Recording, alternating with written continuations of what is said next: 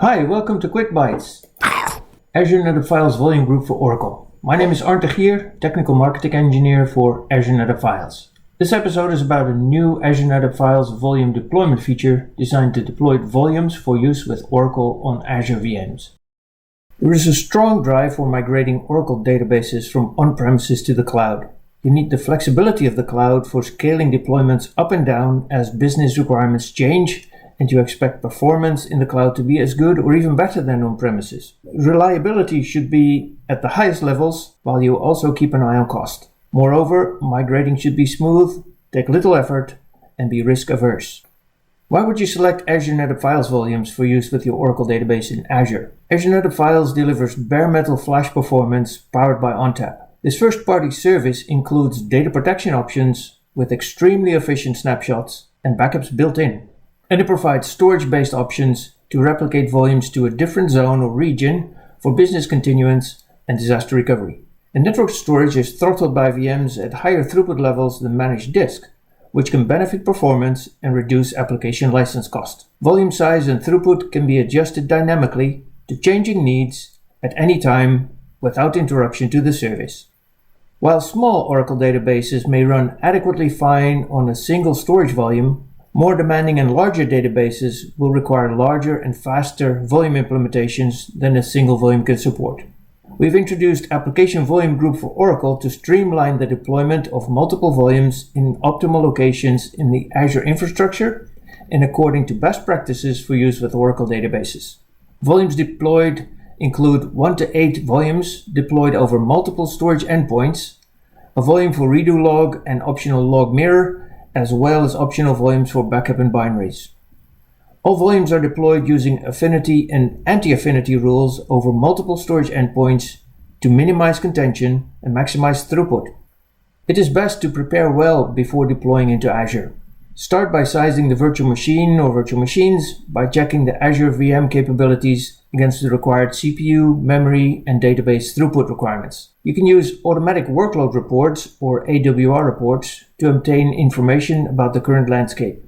You can process AWR reports through the Atropos service to obtain recommended sizing information on Azure NetApp Files and Azure VMs. Contact your Oracle on Azure specialist for further guidance.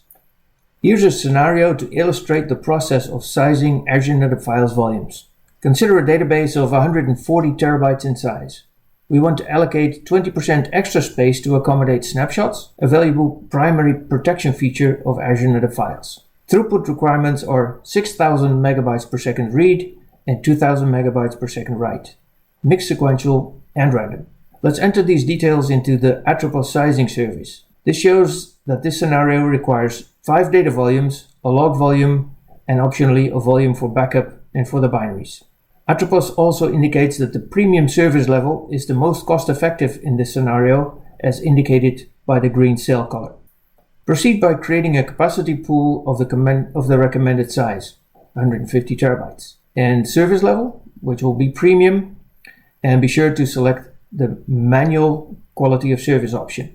You can now deploy the required volumes for your Oracle database using Application Volume Group for Oracle workflow. Navigate to your NetApp account in the Azure portal and click Application Volume Group. Select Oracle from the pull-down. Application Volume Group will require the Oracle identifier, database size, number of data volumes, log and log mirror, backup and binary volumes. The Oracle identifier will become part of the proposed volume naming for easy identification in multi-database environments. The purpose of the volumes also becomes part of the volume names, and you can also customize the volume names during the configuration process, i.e. before you click the validation button.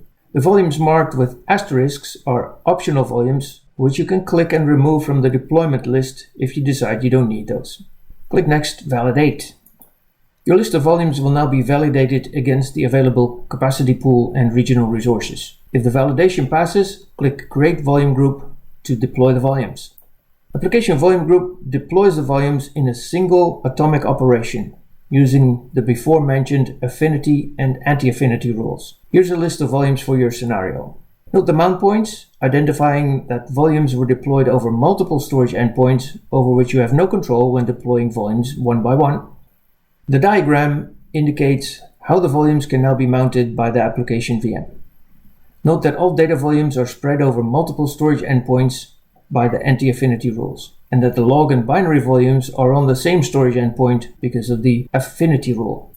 For further performance enhancement with minimal effort, consider using Oracle DNFS or Oracle Direct NFS to connect the Azure NetApp Files volumes. Scan the QR code to be taken to an article that discusses Oracle performance on multiple Azure NetApp Files volumes using DNFS. You can find documentation for Application Volume Group for Oracle by scanning the QR code or by going to the Learn pages for Application Volume Group for Oracle. To get a sense of the performance you can achieve with this new technology, please scan this QR code, which will take you to the benchmark information page about Oracle deployed over multiple Azure NetApp Files volumes.